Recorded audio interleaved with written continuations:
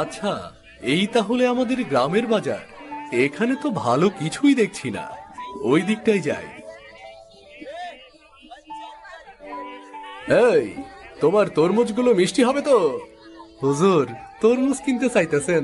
আপনি কোনো চিন্তা করেন না, আমি আপনারে মিষ্টি এবং সেরা তরমুজটাই দিমু।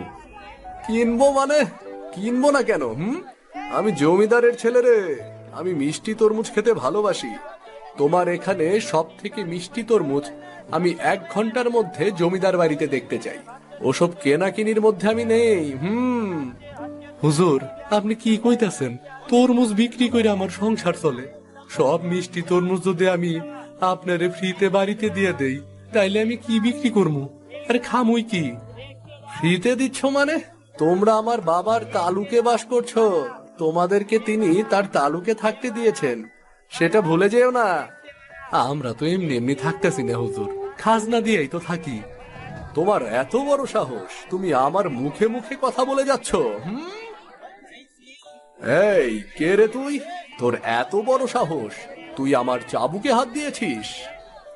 অত্যাচারীর চাবুক থামানোই আমার কাজ। কি বললি? আমি অত্যাচারী? এত বড় সাহস তোর? অত্যাচারীকে অত্যাচারী বলতে এই তাহির ভয় পায় না। ঠিক আছে, আমি জমিদারের পুত্র অতুল চৌধুরী, আমিও দেখে নেব তোকে কি করে শায়েস্তা করতে হয়। কাকু, তুমি ব্যথা পাওনি তো? না গো বাবা, আমি ঠিক আছি। তুমি যদি আজ সময় মতো না আসতা, তাইলে তো আমারে মায়ের খাইতই তো খালি। মার কেন খাবে কাকু? তোমরা প্রতিবাদ করবে। আমাদের সকলেরই উচিত অন্যায়ের প্রতিবাদ করা। এভাবে মার খাওয়াটা তো ঠিক না। আমরা গরিব মানুষ বাবা, আমরা যদি অন্যায়ের প্রতিবাদ করি, তাইলে আমাদের উপর বেশি অত্যাচার হইব গো বাবা। কিন্তু তোমরা যদি অন্যায়ের প্রতিবাদ না করো, তাহলে দিনকে দিন তোমাদের উপর অত্যাচারের পরিমাণ আরো বাড়বে। তোমাদের এই ভয়টাকেই ওরা অস্ত্র হিসাবে কাজে লাগাবে। তুমি ঠিকই কইছো বাবা, ওই জমিদারের পোলার অনেক অহংকার। এই জমিদারের পোলা মানুষকে মানুষ বইলা মনে করে না। আমাদের সবারই ওর অন্যায়ের প্রতিবাদ করা উচিত। হ্যাঁ চাচা, সবাই মিলে যদি অন্যায়ের প্রতিবাদীও ভাঙচুর করছে, এটা তো রীতিমতো জুলুম। হ্যাঁ চাচা, ওরা আমার বাড়িও ভাঙচুর করেছে। আমাকে বলেছে অন্যায়ের প্রতিবাদ করার জন্য নাকি আমাকে এখন শাস্তি দেওয়া হচ্ছে। আমরা এখন কি করবো বাবা? ব্যবসা করতে না দিলে আমরা কেমনে সংসার চালামু? আমাগর তো পথে বসতে হইব, আর তুমি বা থাকবা কই? আমার একটা ব্যবস্থা হয়ে যাবে চাচা, কিন্তু আমি অন্যায়ের প্রতিবাদ করা কখনো থামাবো না। এই জুলুমের বিচার আমি অবশ্যই দাবি করব। জমিদার বাবু, জমিদার বাবু। কে তুমি? কি চাও? আমি সামান্য চাষির ছেলে, আমি নিজেও চাষি। আমার নাম তাহির। এখানে এসেছো কেন? আপনার কাছে একটা বিচার চাইতে এসেছি জমিদার বাবু। বিচার? কিসের বিচার? আপনার ছেলে অতুল চৌধুরীর বিচার। অতুল চৌধুরীর হুকুমে বাজারে দোকানপাট ভাঙচুর করা হচ্ছে, আমার বাড়িও ভাঙা হচ্ছে। আমি এর বিচার চাই।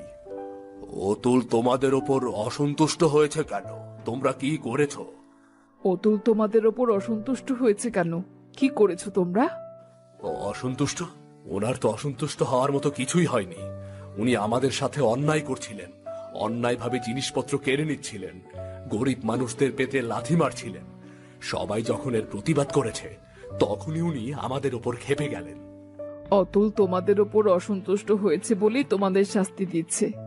অতুলকে অসন্তুষ্ট করা তোমাদের মোটেও উচিত হয়নি। হাজার হোক সে জমিদার পুত্র, আর তোমরা তোমরা সাধারণ প্রজা। তার ইচ্ছে অনিচ্ছাকে দাম দিয়ে তোমাদের চলতে হবে। তুমি একদম ঠিক বলেছ গিন্নি। জমিদার পুত্র বলে কথা, তার ইচ্ছে অনিচ্ছাকে প্রাধান্য তো দিতেই হবে। হে, আপনি কি বলছেন জমিদার বাবু? আমি আপনার কাছ থেকে সুবিচারের আশায় এসেছিলাম, কিন্তু আপনিও দেখছি। তুমি কি ভেবেছ আমি আমার ছেলের পক্ষ না নিয়ে তোমার মতো সাধারণ চাষাভুষার পক্ষ নেব? কখনোই না। জমিদার বাবু, আমরা আপনার অধীনে বাস করি। আপনি যদি প্রজাদের ওপর এই অন্যায় অবিচার হতে দেন, তাহলে আমরা কোথায় যাব? কার কাছে বিচার চাইব? এখানে বিচার চাওয়ার কি আছে? তোমরা ভুল করেছ, তার শাস্তি তোমরা পাচ্ছ। অতুলের মাথা ঠান্ডা হলে অতুল নিজেই থেমে যাবে। এর আগে আমার কিছু করার নেই। আপনি কিচ্ছু করবেন না জমিদার বাবু?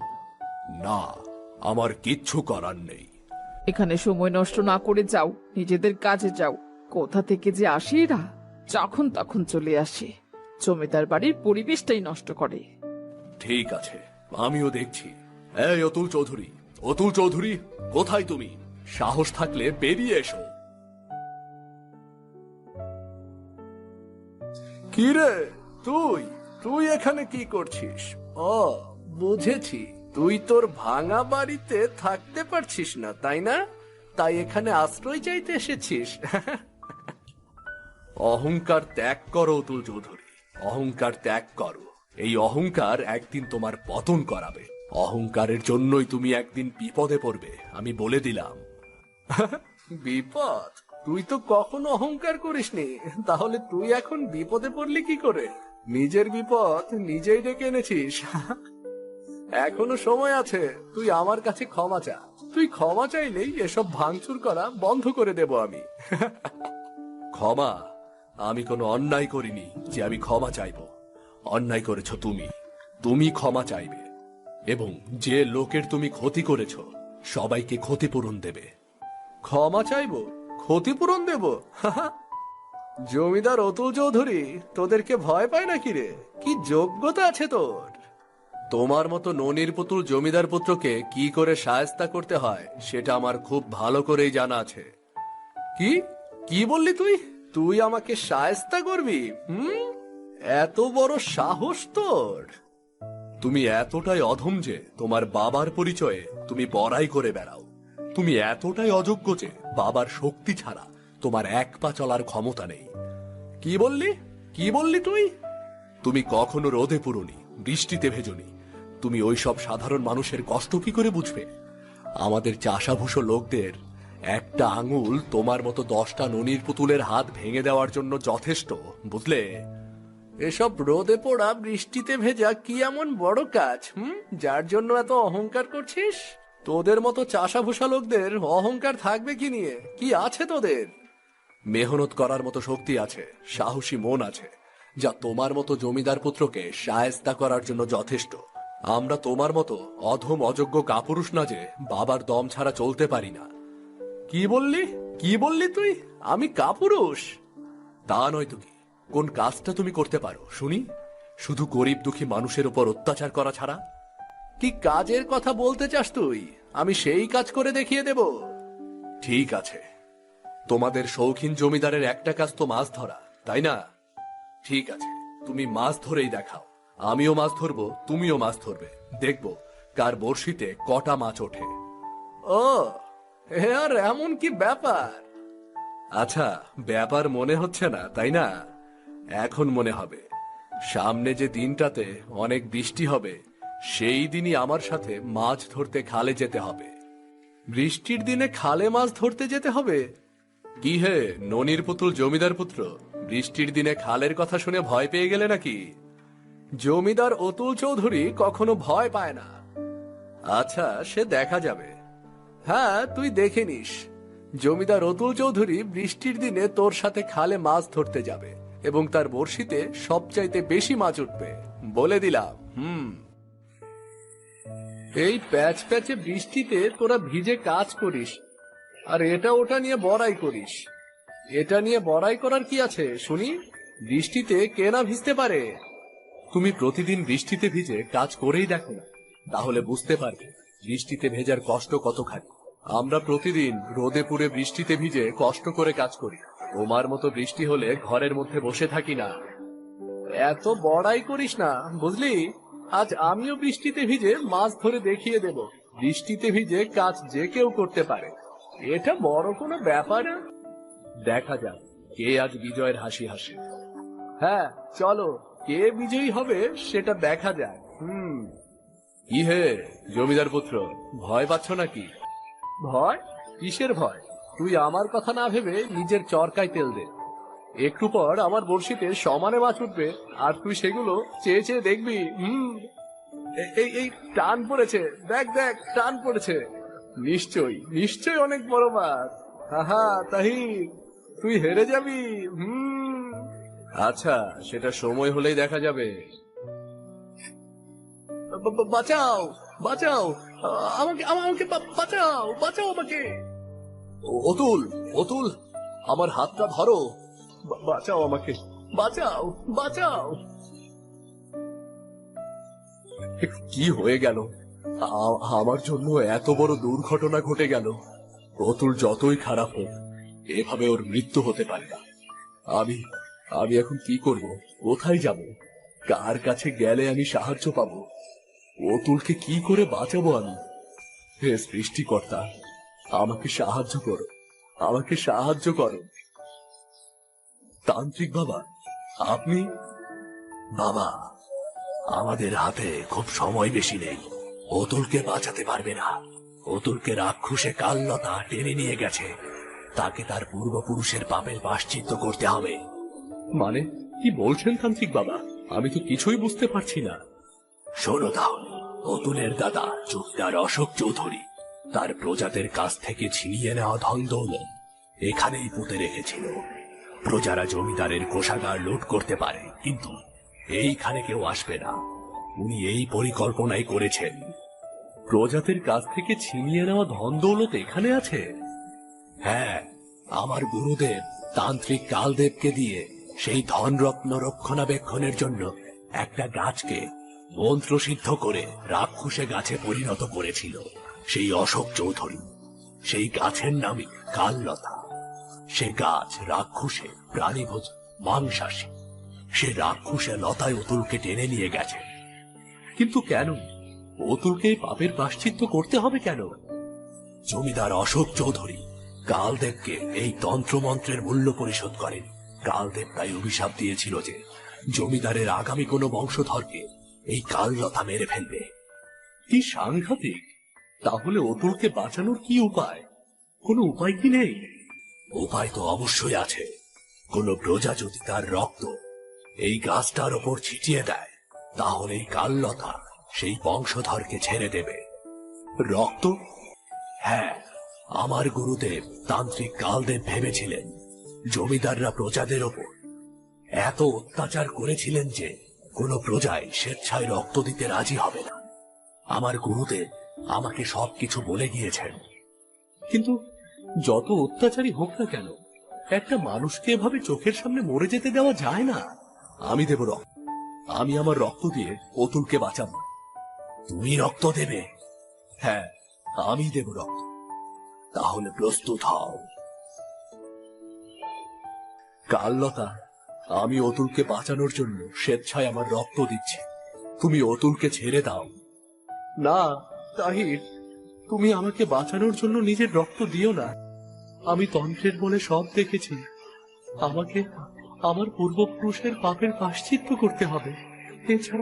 এছাড়া যে আমার কোনো উপায় নেই। না, আমি থাকতে তোমাকে এভাবে মরতে দেব না। কোনোভাবেই মরতে দেব না তোমাকে। এই বাক্সেই মনে হয় প্রজাদের কাছ থেকে ছিনিয়ে নেওয়া ধন দৌলত রাখা আছে। আমারও তো তাই মনে হয়। চলো বাক্সটা খুলে দেখি।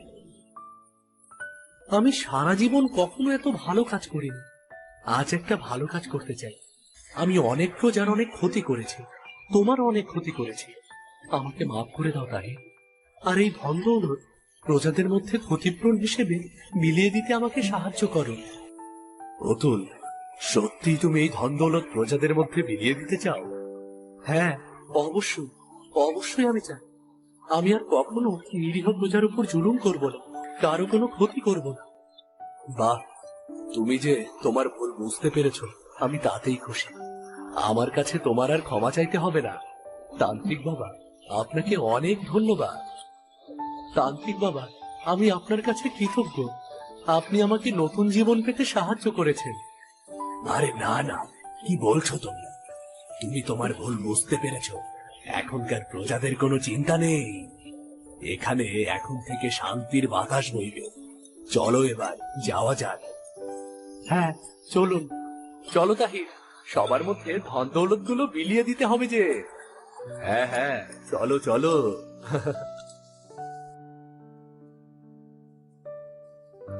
বাবারে, আজ সে কদিন ধরে ঠিক মতো রোদই উঠলো না। চারদিকে যে কি পরিমাণ কুয়াশা পড়েছে, তাতে তো চোখে কিছুই দেখতে পাচ্ছি না। এই ঠান্ডার মধ্যে কি করে বাসি কাজগুলো করব? মা, ও মা, তুমি একা একা কার সাথে কথা বলছো? আশেপাশে তো কাউকে দেখছি না। যে ঠান্ডা পড়েছে আর তার সাথে কুয়াশা, তাতে আশপাশে একটা কাকপক্ষীও নেই। আর তুই মানুষ কোথায় পাবি? হ্যাঁ, আমিও তো তাই বলছি। তুমি তো একা আছো, তা একা একা কার সাথে কথা বলছো?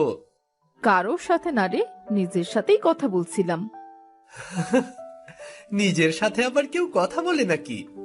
পাজি ছেলে কোথাকার, এই হিম ঠান্ডার মধ্যে সাত সকালে ঘুম থেকে উঠে আমার সাথে ফাজলামো শুরু করেছিস? যা ঘুমোতে যা। এত ঠান্ডার মধ্যে সাত সকালে ঘুম থেকে উঠেছিস কেন রে? না মা, আর ঘুমাতে ইচ্ছে করছে না। মনে হচ্ছে একটু রোদে বসে গা গরম করি। যদি কাজ থাকতো তাহলে তো ঠিকই ঘুমোতে ইচ্ছে হতো। এখন তো কাজ নেই, এই জন্যে তোর ঘুম আসছে না। আমার কাজগুলো যদি কেউ করে দিত, তাহলে এই ঠান্ডার মধ্যে আমি লেপ গায়ে দিয়ে ঘুমাতাম। শোনো মা, আমার দিকে তাকিয়ে লাভ নেই। আমি এখন তোমার কোনো কাজ করে দিতে পারবো না। আমি ঘুমাতে যাচ্ছি। দেখেছো কি বদ ছেলে, যেই কাজের কথা শুনেছে অমনি তার ঘুম পাচ্ছে। যা গিয়ে ঘুমা এখন, না হলে আজ সংসারের সব কাজ তোকে দিয়েই করাবো। না বাবা না, এই শীতে কাজ না করে যাই লেপের নিচে আরাম করে ঘুমাই। তুমি তোমার সংসার সামলাও, আমি গেলাম। এরপর রাজু ঘুমাতে চলে গেল, আর রেনু তার সংসারের কাজগুলো গোছাতে লাগলো। ঠান্ডায় কাজ করতে গিয়ে রেনুর গা হিম হয়ে আসছিল। আহ, কি যে ঠান্ডা! একটু গাটা না সেকলে তো আর হচ্ছে না। যাই, একটু আগুন বানিয়ে গাটা সেকে নি। রেনু কিছু লতা পাতা দিয়ে আগুন ধরিয়ে রাজুকে ডাকলো। আহ মা, ঠান্ডা তো মনে হচ্ছে কমছেই না, আরো বেড়েই চলেছে। হ্যাঁ রে, আজ কটা দিন ধরে তো সূর্য ওঠেনি, চারদিক ঠান্ডা হয়ে গেছে। এই জন্যই তো এত ঠান্ডা পড়েছে। মা, আগুন সেকতে ভালোই লাগছে। আহ, গাটা ভালোই গরম হয়ে উঠেছে। হ্যাঁ রে, এই জন্যই তো আগুন বানালাম। কাজ করে মনে হচ্ছিল গাটা একদম জমে গেছে। এখন বেশ ভালোই লাগছে। মা, এবার একটু বাইরে যাই। আজ কটা দিন ধরে বন্ধুদের সাথে একটু খেলাও করতে পারিনি। আজ একটু খেলা করতে যাই। এই ঠান্ডার মধ্যে তোর খেলা করার কথা আসছে কোথা থেকে মনে? এই ঠান্ডার মধ্যে কে আসবে খেলা করতে শুনি? যাই না একটু, কেউ না আসলে এক্ষুনি চলে আসবো। না, এখন যেতে হবে না। এই ঠান্ডার মধ্যে খেলা করলে ঠান্ডা লাগবে, অসুস্থ হয়ে পড়বি। তখন তোর ওষুধ কেনার টাকা পাবো কোথায়? না মা, কিচ্ছুটি হবে না। অল্প একটু খেলেই চলে আসবো। অল্প একটু খেলেই চলে আসবো মা, কিচ্ছু হবে না। শোন রাজু, আমাদের দুজনের সংসার চালাতেই আমি হিমশিম খেয়েছি। তার উপর তুই যদি রোগ বাঁধিয়ে বসিস, তাহলে আমি কি করব বলতো? বললাম তো কিচ্ছুটি হবে না। আমি গেলাম মা, আমি গেলাম। রাজু, যাস নে। শোন, আমার কথাটা শুনে যা। না, ছেলেটাকে নিয়ে আমার হয়েছে যত যারা, আমার কথা একটুও শুনে না। আজ যদি ওর বাবা বেঁচে থাকতো, তাহলে ওকে নিয়ে আমার এত চিন্তা করতে হতো না। আগুন নিভু নিভু হয়ে গেলে রেনু আবার সংসারের কাজ করতে লাগলো। না, কাউকে তো দেখছি না। মা তো ঠিকই বলেছিল, ঠান্ডায় কেউ খেলতে আসবে না। না, কি যে করি। যাই তো, বটতলায় গিয়ে দেখি কেউ খেলতে এসেছে কিনা। রাজু তাদের খেলার জায়গায় বটতলায় এসে বসে থাকলো আর অপেক্ষা করতে লাগলো তার জন্য কোনো বন্ধু খেলতে আসে কিনা। রাজু অনেক সময় ধরে বসে থাকলো, কিন্তু কেউ খেলতে এলো না। রাজু মন খারাপ করে চলে যেতে লাগলো। পেছন থেকে তার বন্ধু দীপু রাজুকে ডাকলো। রাজু, রাজু, কই যাচ্ছিস রে? ওই রাজু, এইদিকে আয়।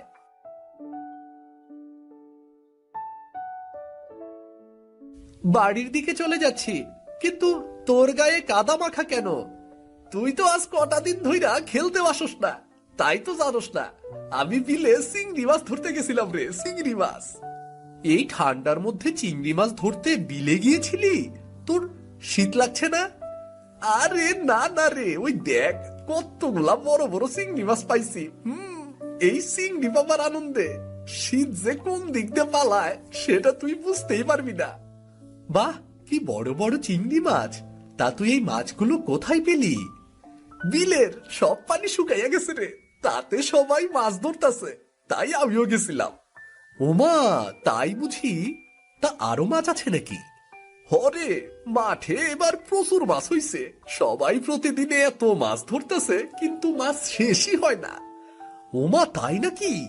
আমিও কতদিন চিংড়ি মাছ খাইনি রে। চিংড়ি খেতে আমার খুব ইচ্ছে